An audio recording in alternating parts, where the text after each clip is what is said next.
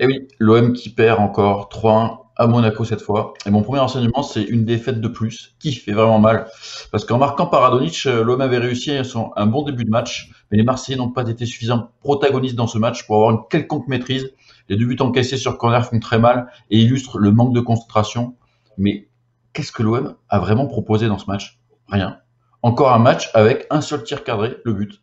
Cette défaite, la troisième de suite en Ligue 1, fait vraiment mal au moral, mais aussi comptablement, car l'OM se retrouve à 7 points de son adversaire du soir et à 8 du podium. Deuxième enseignement, l'OM et Villas-Boas, encore trop frileux, toujours trop frileux. L'OM est bien rentré dans ce match en s'imposant dans les duels, en affichant l'envie d'aller vers l'avant.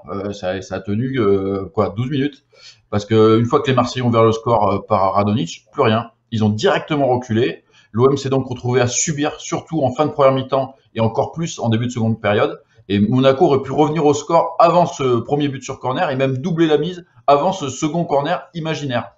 L'OM a trop attendu pour uniquement défendre et au moment de faire les changements, AVB a fait du poste pour poste, sortant Radonjic plutôt qu'un Cuisance complètement à l'envers. Des Marseillais encore incapables de réagir et de montrer une réelle révolte, une habitude de frilosité installée depuis plus d'un an qui se paye aujourd'hui.